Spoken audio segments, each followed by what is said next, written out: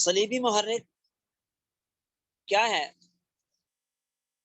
تو کل بنیادی بات اس کی ہم نے سنی تھی کہ صلیبی محرک یہ ہے کہ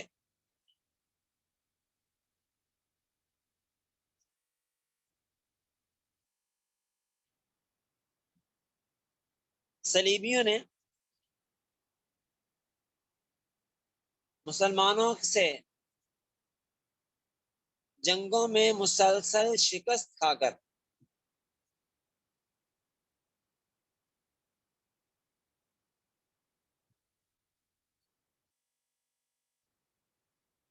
مسلمانوں کے خلاف جنگ کا ایک نیا رخ اختیار کیا تھا،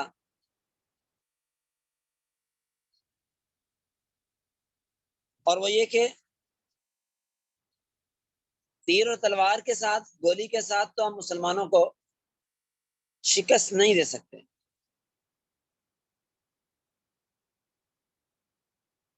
لہذا مسلمانوں کے ہمدرد بن کے یا مسلمانوں کی ہی کتابوں کو ازبر کر کے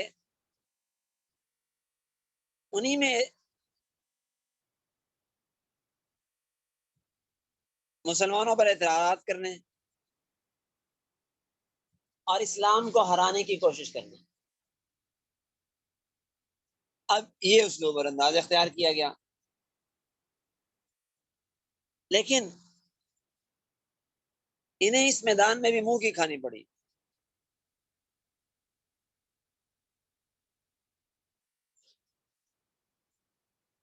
اور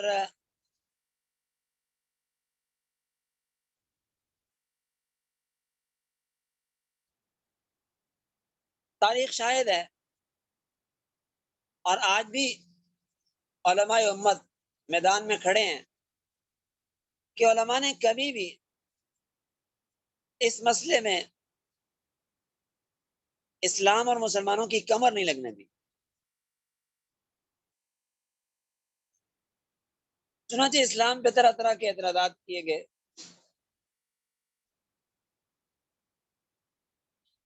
مثلا یہ کہ اسلامی فقہ یہ رومن لا سے ماخوذ ہے،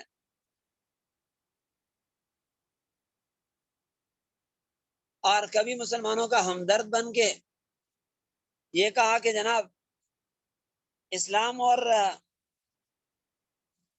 پچھلے ادیان یہ سب ایک ہی ہیں، ان میں کوئی فرق نہیں ہے۔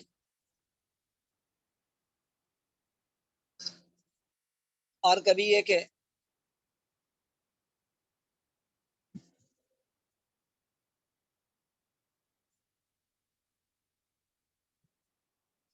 جناب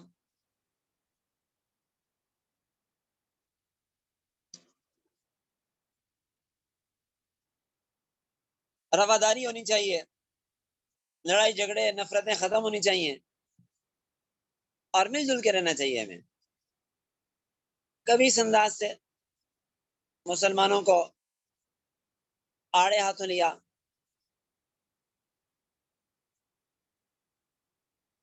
پھر جناب رسول اللہ صلی اللہ علیہ وسلم کی رسالت میں، نبوت میں شکوک و شبہات پیدا کیے، اور نبی پاک صلی اللہ علیہ وسلم کو ایک کامیاب مفکر، زبردست قائد اور بڑے نیک انسان کی روح سے لوگوں کے سامنے پیش کیا گیا، اور نبی پاک صلی اللہ علیہ وسلم کی نبوت کو مشکوک بنا کے پیش کرنے کی کوشش کی گئی۔ پھر اسی طرح قرآن پاک پہ اعتراضات، قرآن پہ اعتراضات کس طرح کہ جناب قرآن پاک کوئی آسمانی کتاب نہیں ہے، یہ محمد صلی اللہ علیہ وسلم کی تصنیف ہے، ان کی خود نوشت ہے، انہوں نے لکھی ہے یہ کتاب، آسمانی کتاب نہیں ہے۔ کیوں نہیں ہے؟ دیکھیں جناب، اس میں یہ ادبی غلطی ہے، یہ علمی غلطی ہے، اس کی فصاحت و بلاغت ویسی نہیں ہے جیسے کہ خدا کے کلام میں ہونی چاہیے، اور یہ اعتراض اور وہ اعتراض۔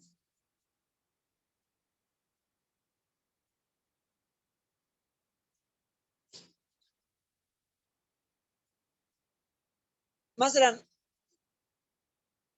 مثال کے طور پہ ان کے اعتراضات میں سے ایک اعتراض ہے، یہ قرآن پاک کی آیت ہے سورہ یوسف کی، ذمیاتی من بعد ذالک عام فی یغاث الناس وفی یاسرون،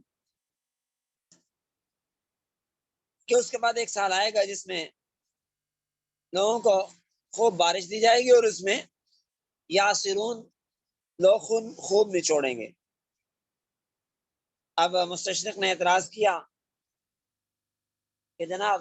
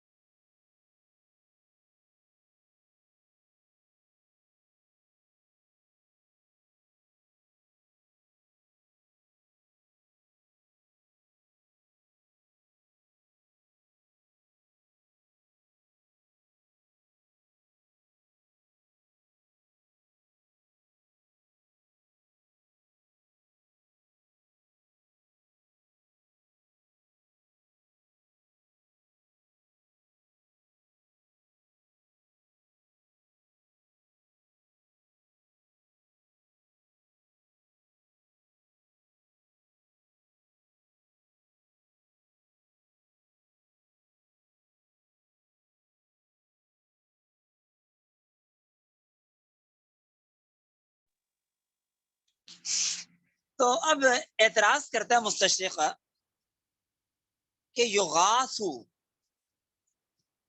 کا معنی ہے بارش، اور کہتا ہے دیکھو دنیا کے بارے میں قرآن کے مصنف محمد صلی اللہ علیہ وسلم کی لا علمی کا یہ عالم تھا کہ انہوں نے مصر کے قحط کی دوری کے لیے بارشوں کا ذکر کیا ہے کہ قحط دور ہوگا بارشیں ہوں گی، تو حالانکہ وہ یہ نہیں جانتے تھے کہ مصر کی زراعت کا تو سارا دار و مدار دریائے نیل پر ہے، اور وہاں کی زراعت کی سرسبزی کا بارشوں سے کوئی تعلق نہیں۔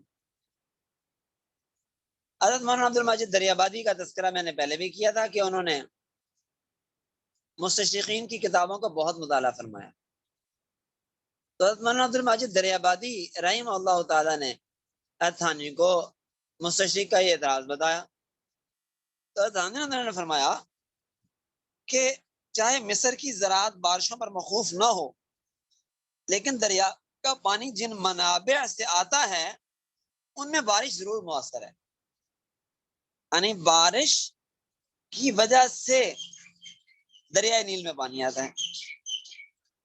اور پھر فرمایا کہ یغاث مضارع مجہول کا صیغہ ہے، جو غوث مدد سے بھی مشتق ہو سکتا ہے، لہذا مستشرق کا یہ خیال ٹھیک نہیں ہے کہ لا محالہ غیث بارش ہی سے مشتق ہو گئے، نہیں، غیث کا معنی جو اس نے بارش کیا ہے اور پھر اس اعتراض کیا ہے، یہ کوئی درست نہیں ہے، کیونکہ یغاث الناس لوگوں کو اس میں مدد کی جائے گی، افی یاسرون اور لوگ نچوڑیں گے، پانی شیرہ نچوڑیں گے، تو یہ معنی بھی تو ہو سکتا ہے۔ تو اس صورت میں اس کا اعتراض بالکل بہدہ بنتا ہی نہیں ہے۔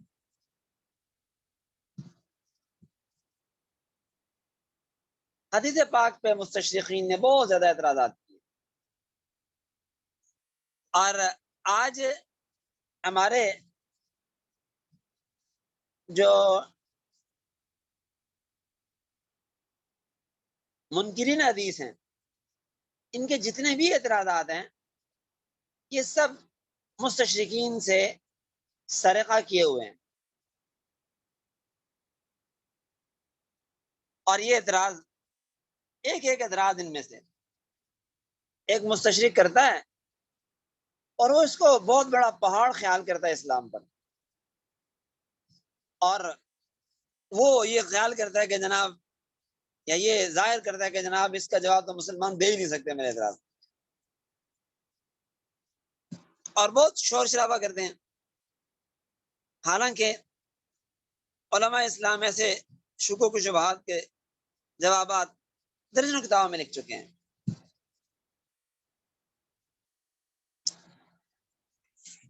مثلا ایک اعتراض مشہور یہ ہے کہ ذخیرہ حدیث دوسری یا تیسری صدی کی پیداوار ہے، لہذا اعتماد کیسے کیا جا سکتا؟ علماء تو بارہا اس کے جواب دے چکے ہیں کہ نبی پاک صلی اللہ علیہ وسلم کے زمانے میں حدیثیں لکھنے کا سلسلہ جاری تھا، اور عبداللہ بن عمرو بن عاص اور دیگر کثیر صحابہ صحیفے لکھا کرتے تھے، ان کے صحیفے لکھے گئے، حضرت ابو ہریرہ کا صحیفہ لکھا گیا وغیرہ وغیرہ. لیکن مستشرقین سمجھتے ہیں کہ بس یہ ایسا اشکال ہے کہ جس کا جواب نہیں دیا جا سکتا، اور بار بار یہی اعتراض دہرائیں گے، بار بار یہی اعتراض دہرائیں گے. تو حجیت حدیث کے سلسلے میں آپ کے استاد مولانا مفتی خالد صاحب وہ اس پہ بحث فرما رہے ہوں گے، ان کے اعتراضات اور ان کے جوابات پہ. اسی طرح من گڑت موضوع روایات اور ضعیف اور کمزور احادیث سے استدلال کرتے ہیں اور ان کو آگے پھیلاتے ہیں.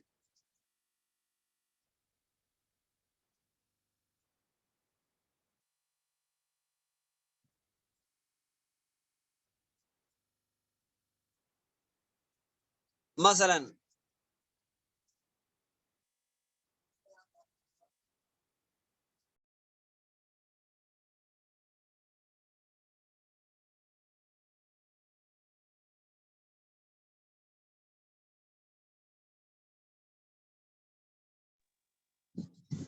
تو یہ ضعیف اور موضوع منگڑت روایات پیش کر کے ان پہ اعتراض کرتے ہیں کہ جی یہ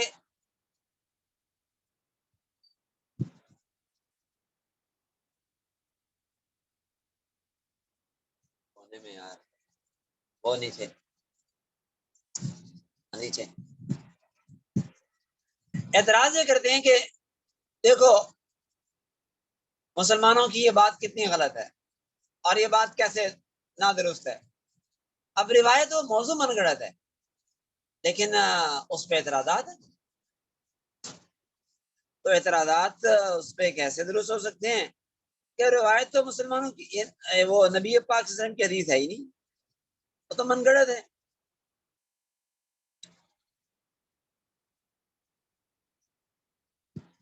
اسلامی فقہ پہ اعتراضات جو میں نے بتا دیا آپ کو پہلے کہ رومن لا سے ماخوذ ہے.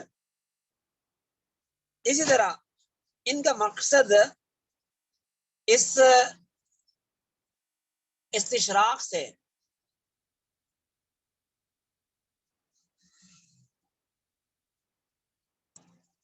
اپنے عقائد کی تشہیر کرنا ہے، ان کی اشاعت کرنا ہے، اور لوگوں کو اپنے عقائد اور نظریات کا حامی بنانا ہے، وہ ان میں پھیلانا ہے. مثلا عقیدہ تثلیث کی اشاعت اور ابنیت مسیح اور کفارہ وغیرہ کے نظریات یہ پھیلاتے ہیں. اپنی تصانیف چھپوا کے مشنریوں کے ذریعے وہ یہ لوگ پھیلاتے ہیں، تقسیم کرواتے ہیں. تو یہ ایک محرک تھا، پہلا محرک، جسے آپ صلیبی محرک کہہ سکتے ہیں. دوسرا محرک ہے سیاسی اور استعماری محرک.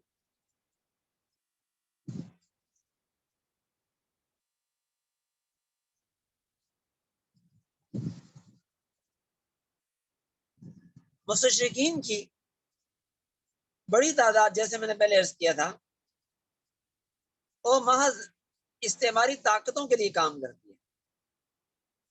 کہ ان کے پاس خود کچھ نہیں ہے، ان کا اپنا کوئی ایجنڈا نہیں ہے، بس وہ ملازم ہوتے ہیں حکومتوں کے اور وزارت خارجہ کے تحت عموماً کام کرتے ہیں، اور مقصد یہ ہوتا ہے کہ لوگوں کو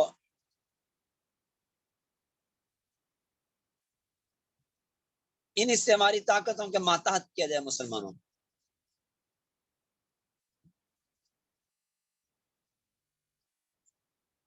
اسی طرح اس سلسلے میں ان کی ایک بڑی جماعت ہے جو اسلامی تہذیب، ثقافت، تمدن، ادب، آداب، اقدار وغیرہ کی تعلیم حاصل کرتی ہے. ان تعلیمات کو حاصل کرنے سے مقصد اپنی یا لوگوں کی اصلاح نہیں ہوتا، مقصد یہ ہوتا ہے کہ ہم یہ معلومات مرتب کر کے اپنی حکومتوں کو دیں اور وہ پھر مسلمانوں کو ان کی کمزوریاں دیکھ کر مغلوب کر سکیں اور وہ مسلمانوں کی یہ تہذیب و تمدن اور ثقافت کو بدلنے کی کوشش کر سکیں اور مسلمانوں کی ان کی تہذیب و تمدن ثقافت سے متنفر کر کے مغربی کلچر کو فروغ دے سکیں. سیاسی محرک میں ایک کام مستشرقین اسلامی زبانیں سیکھنے کا بھی کرتے ہیں. زبانوں کے ادب کا وسیع مطالعہ کرتے ہیں، انہیں ہتھیار بنا کر مسلم ممالک میں کام کرتے ہیں. سیاست، سفارت، تجارتی روابط، نجی تعلقات، ثقافتی تشہیر، مشنری اہداف، میڈیا مہمات، جاسوسی وغیرہ تمام مطلوبہ ضروریات کے مکمل کرنے کے لیے مقامی زبانوں میں مہارت ایک بہترین ہتھیار ثابت ہوتی ہے. چنانچہ ہم دیکھتے ہیں کہ پہلی جنگ عظیم سے پہلے جزیرت العرب میں برطانوی مستشرق لارنس آف عربیہ نے عرب لیڈر کا روپ دھار کر خلافت عثمانیہ کے خلاف عربوں میں فضا ہموار کی. بہترین عربی دان تھا، اس کی وجہ سے وہ بہت جلد کامیاب ہوا اپنا مقصد میں. اور ایک مقصد ان کا یہ بھی ہوتا ہے کہ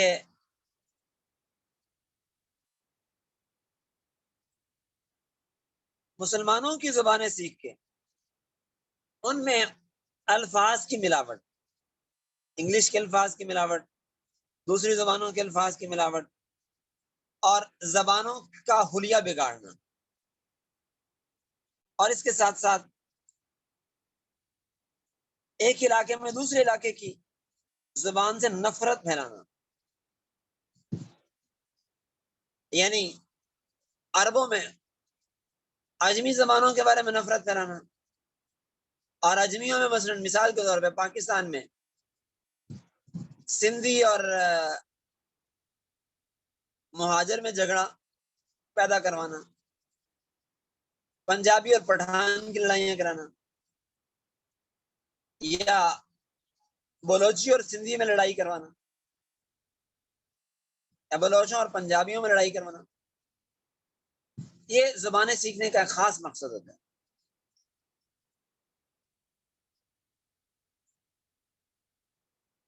چنانچہ عربی زبان پہ انہوں نے وار کیا، چونکہ عربی مسلمانوں کی مشترکہ زبان ہے اور عربی زبان سے مسلمانوں کو ایک عقیدت ہے، مسلمانوں کو ایک محبت ہے اور مسلمانوں کا اس زبان سے ایک لگاؤ ہے. اب عربی زبان کے خلاف کام کیا جائے اور مسلمانوں کا عربی سے رشتہ توڑا جائے گا تو ظاہر بات ہے کہ مسلمانوں پر حملہ کرنا بہت آسان ہو جائے گا.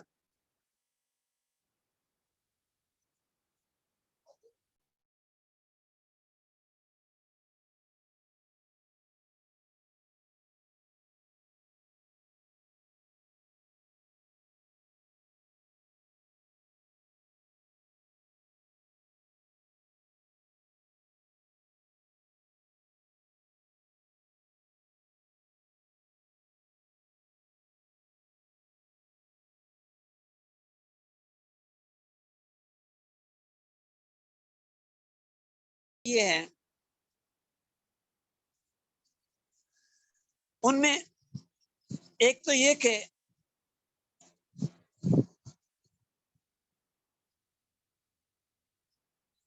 مسلمانوں میں عربی پڑھنے کی بجائے انگریزی، فرانسیسی یا اطالوی زبانیں پڑھنے کی حوصلہ افزائی کی گئی ہے، اور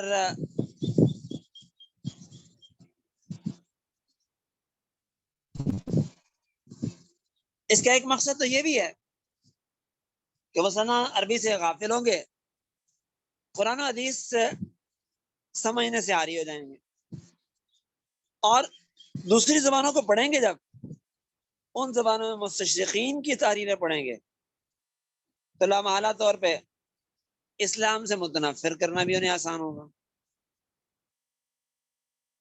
عربی زبان کا دائرہ اثر کم کرنے کی بہت زیادہ کوشش کی گئی، مثلاً یہ کہ وہ علاقے جو اسلام نے فتح کیے جن میں پہلے سے عربی نہیں بولی جاتی تھی اور اسلام آیا، اور اسلام کے آنے کے بعد ان خطوں کی زبان عربی ہو گئی،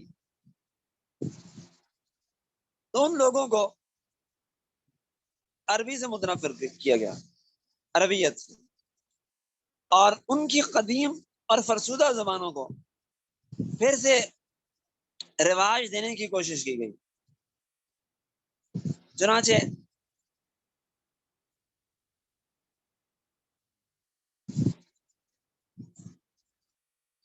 ہم بہت سارے عرب ممالک میں جاتے ہیں جن کو اسلام نے فتح کیا ہے، وہاں کی قدیم زمانے ابھی بھی وہاں پہ کسی نہ کسی درجے میں جنگلوں بیابانوں میں، دیہاتوں میں یا کتابوں میں پائی جاتی تھی۔ ان زبانوں کو فروغ دینے کی کوشش کی جا رہی ہے اور عربی زبان کو قدیم اور فرسودہ قرار دیا جا رہا ہے، اس کا دامن تنگ بتاتے ہیں، اس کی فصاحت پہ اعتراض کرتے ہیں، اور عربی میں یورپی الفاظ ٹھونس کر اس کی شکل بگاڑنے کے حربے اختیار کرتے ہیں۔ اسی طرح فصیح عربی جو قرآن و سنت کی ہے، اس کی جگہ پہ مقامی عربی جسے کہتے ہیں العربی المحلیہ، علاقائی عربی، اس کو فروغ دیا جاتا ہے، اس کو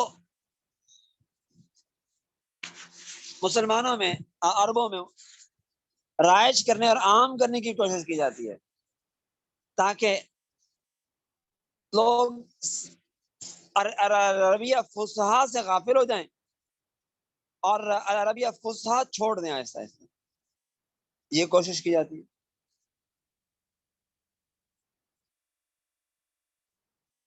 تو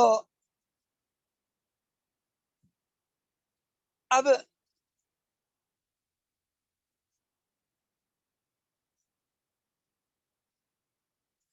بعض لوگ کہتے ہیں کہ جناب جو عربیہ فصحا ہے نا، بس اسے قرآن اور حدیث تک محدود رکھا جائے، زندگی کے عام شعبوں میں سے استعمال نہ کیا جائے۔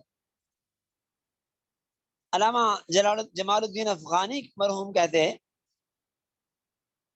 کہ خلافت عثمانیہ کے زوال کی ایک وجہ یہ بھی تھی کہ خلافت عثمانیہ کی سرکاری زبان کا درجہ عربی زبان کو حاصل نہیں تھا، اس لیے عربوں اور ترکوں کے نام پر الگ الگ قومیتوں کے نعرے لگے اور عظیم خلافت عثمانیہ کا شرادہ بکھر گیا۔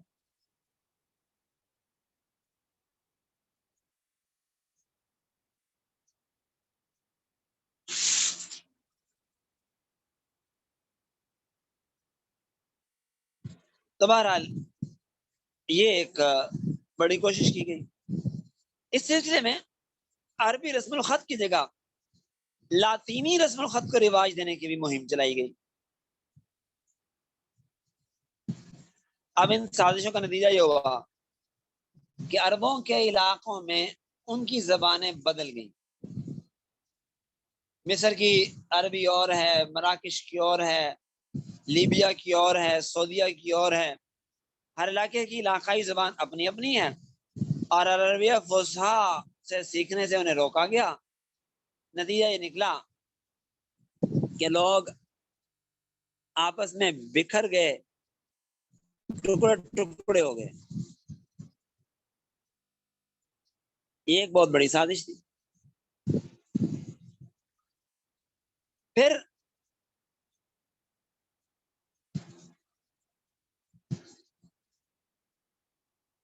غیر عرب علاقوں میں، ممالک میں، مقامی غیر مسلموں کی زبانوں اور بازاری لہجوں کی حوصلہ افزائی کرنا. مثلا ہندو پاک میں ہندی زبان کو فروغ دینا اور ہندی کے الفاظ کو اردو میں شامل کروانا، اور اردو والوں کی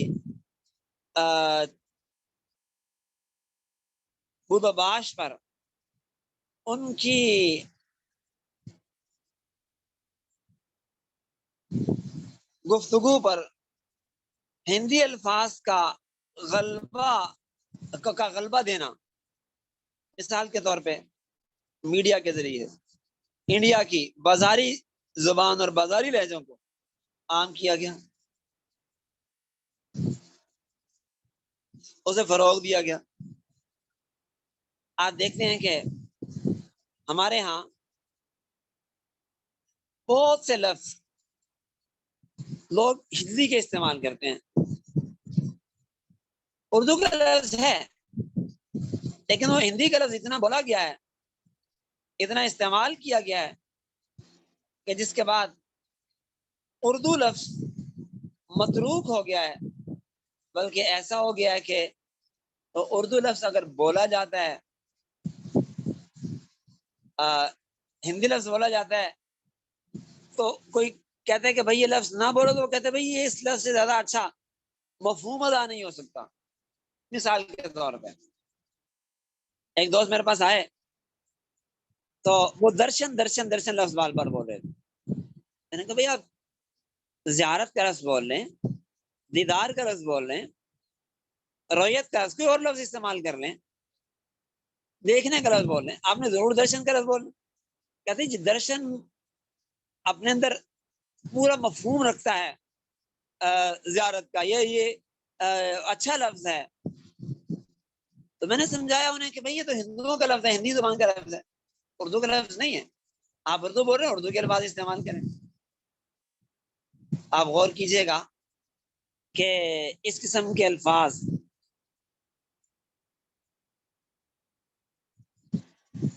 وہ ہماری زبان کا حصہ بنتے چلے جا رہے ہیں. حضرت مولانا شیخ الہند مولانا محمود الحسن دیوبندی رحمہ اللہ تعالی مالٹا کی جیل سے رہا ہو کے آ رہے تھے. بہت بڑا جلوس حضرت کے استقبال کے لیے آیا ہوا. اس جلوس میں حضرت مولانا شوکت علی بھی موجود تھے. شوکت علی عالم نہیں تھے، لیکن علماء کے ساتھ رہنے سے اور علماء کا حلیہ اختیار کرنے سے مولانا معروف ہو گئے تھے. یہ ہمارے اکابر کی صحبت کی برکت تھی کہ اکابر کی صحبت کی وجہ سے ایسے لوگ بھی مولانا معروف ہو گئے. تو مولانا شوکت علی نے نعرہ لگایا مولانا محمود حسن کی جے ہو.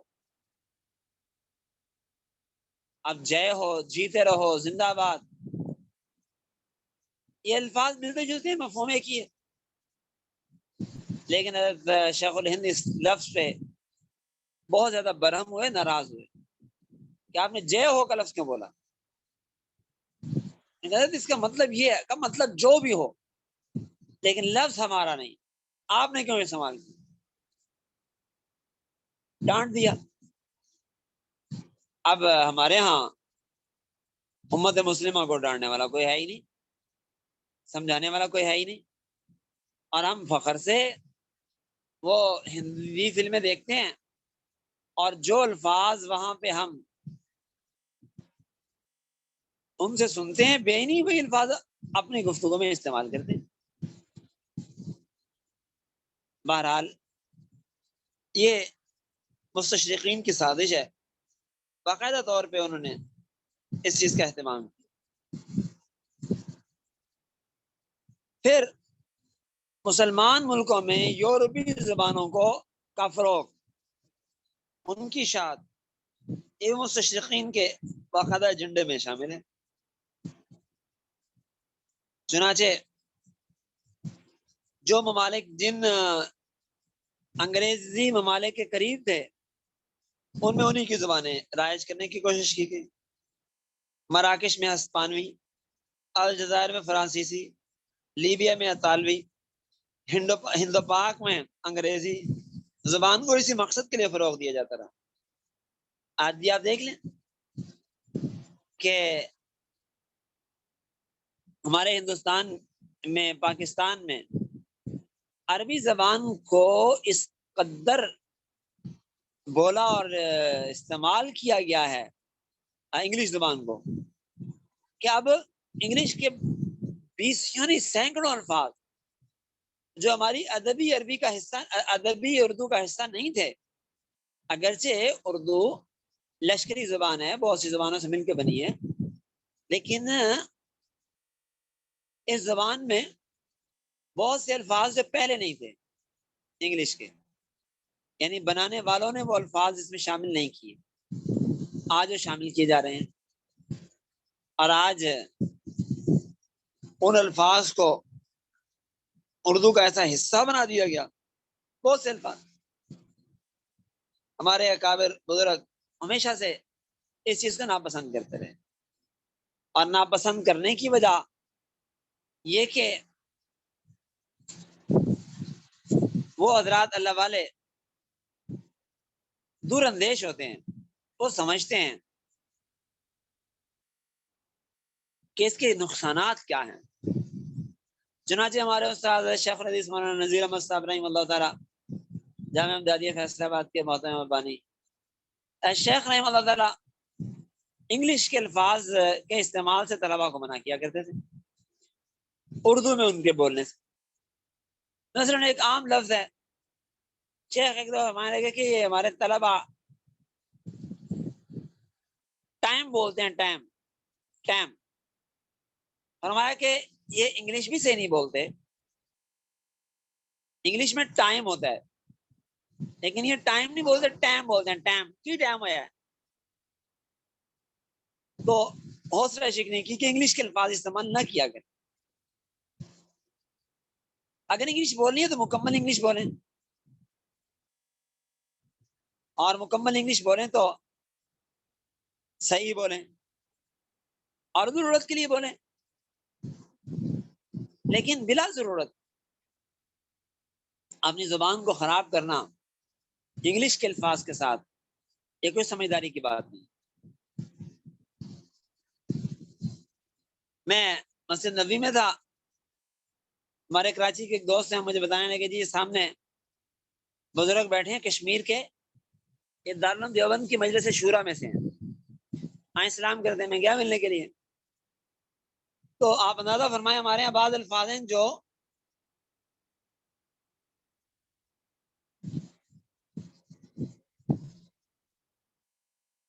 اردو کا حصہ سمجھے جاتے ہیں، بولے جاتے ہیں، مثلا کلاس عربی میں جماعت کہیں گے اردو میں، اور انگلش والے کلاس کہتے ہیں۔ تو میں نے انہیں بتایا کہ جی ہمارے مدرسے میں فلاں کلاس ہے، فلاں کلاس بھی ہے، تو فرمانے لگے بھائی عجیب بات ہے، علماء بھی انگلش بولتے ہیں اور انگلش بولنے کو پسند کرتے ہیں، اردو کے الفاظ نہیں بولتے۔ تو فرمایا کہ یہ جو لفظ ہے کلاس، یہ تو انگلش کا ہے۔ فوری طور پہ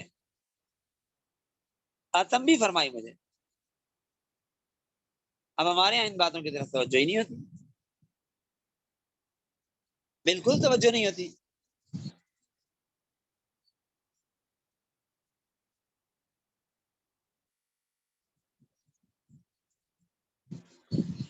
تو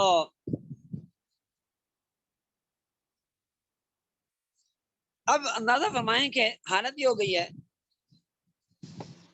کہ مسلمانوں کی زبانیں اپنا وجود برقرار رکھنے سے، اپنا صحیح وجود برقرار رکھنے سے خطرے میں پڑ گئی ہیں۔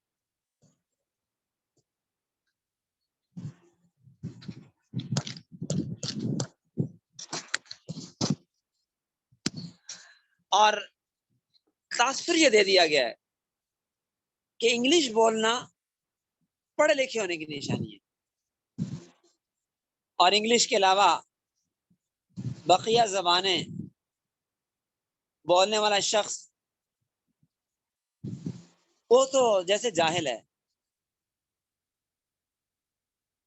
اور انگلش پڑھنے والے انگلش بولتے ہیں، جو بول سکنے والے وہ انگلش بولتے ہیں تو انگلش بولنے کو وہ لوگ فخر سمجھتے ہیں۔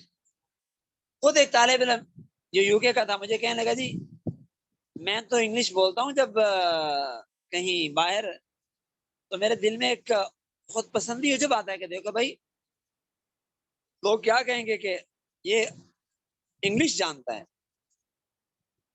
انگلش بولتا ہے۔ اب یہ تاثر ایک ایسا تاثر ہے جو ہمارے لیے دینی طور پہ بھی نقصان دہ ہے، لیکن ہمارے ہاں اس چیز کی اصلاح کی بھی کوئی فکر نہیں۔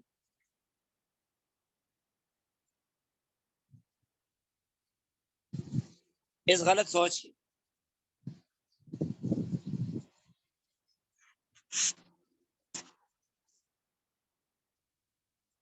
آج آپ میڈیا سنیں،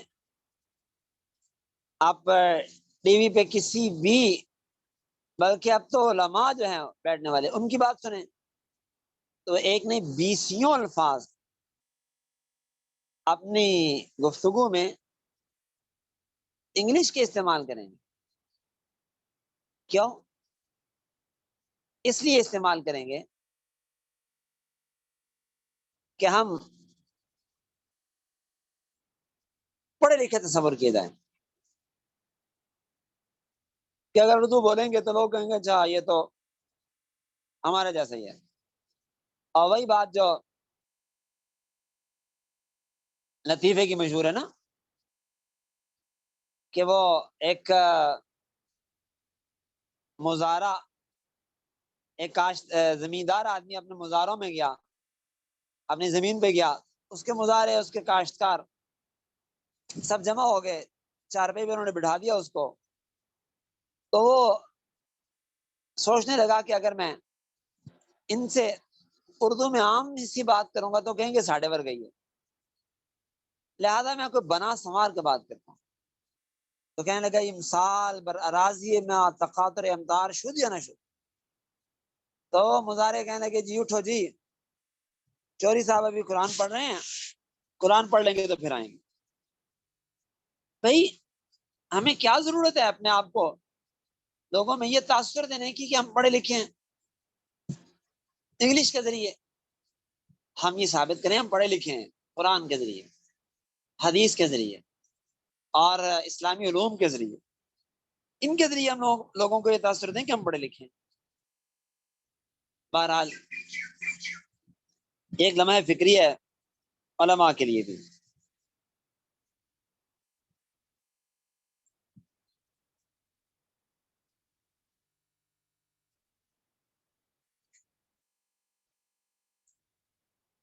پھر اسی طرح ایک کام یہ سیاسی محرک کے طور پہ یہ کرتے ہیں کہ مسلمانوں کے اندر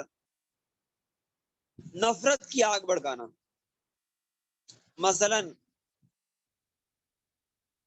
برادریوں میں آپس میں نفرتیں پھیلانا، ملکوں میں آپس میں نفرتیں پھیلانا، طبقاتی تقسیم کر کے ان میں نفرتیں پھیلانا، اور اسی طرح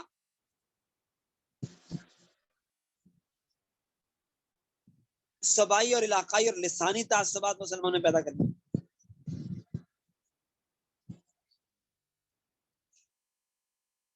آج آپ دیکھیں کہ ہمارے ملک میں کتنے تعصبات، سیاسی تعصبات کتنے خطرناک۔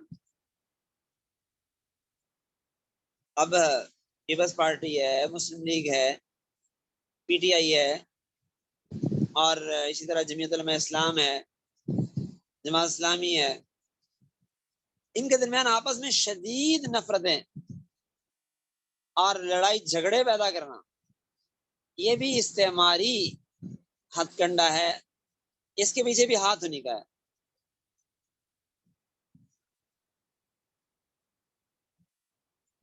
اسی طرح آپ دیکھیں کہ ہمارے یہ پہاڑی علاقے میں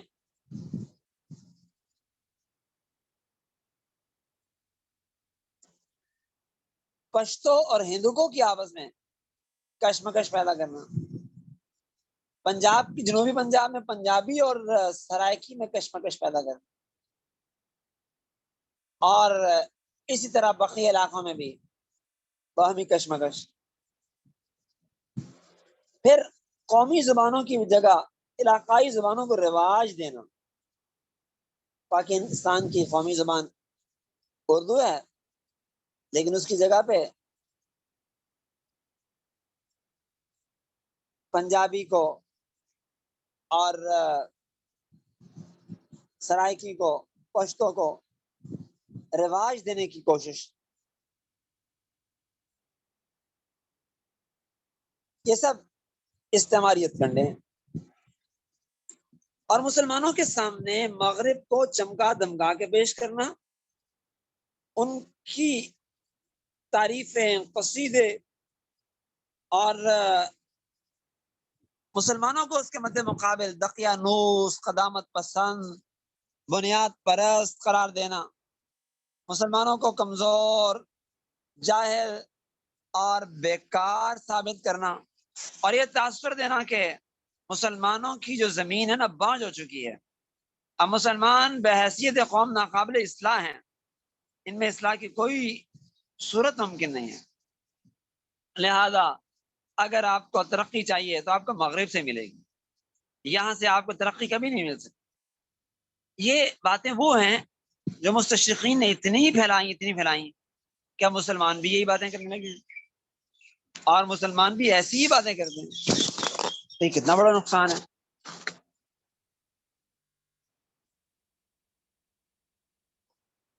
اور اسی طرح اسلام کے سیاسی نظام اور جہاد کی غلط تعویلات کرنا،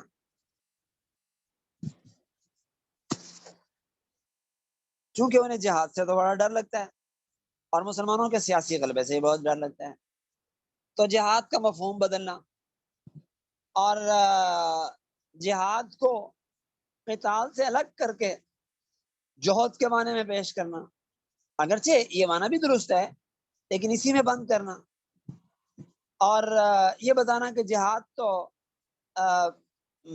ایک دہشت گردی ہے، اور جہاد تو نفرت کی ایک چیز ہے، اور اس کے مد مقابل رفائی فلاحی کاموں کو فروغ دینا، ان کی ترغیب دینا، اور اسی طرح یہ کہ اسلام تو تلوار کے زور سے پھیلا ہے، لہذا مسلمانوں میں تلوار کی نفرت پیدا کرنا، مجاہدین اور قائدین، مسلم فاتحین کے بارے میں نامناسب جملے لکھ کر ان کی کردار کشی کرنا، تاکہ مسلمان اپنے مجاہد قائدین اور لیڈروں سے متنفر ہو جائیں۔ یہ سب سیاسی اور استعماری محرک کے طور پہ مستشرقین نے کام کیے ہیں، اور پھر اسی طرح دفاعی محرک ہے، تجارتی اور اقتصادی محرک ہے، علمی محرک ہے۔ انشاءاللہ ان پہ پھر کل بات کریں گے، آج اسی پہ اکتفا کرتے ہیں۔ ھذا المرام و بہذا القدر نکتفی اليوم۔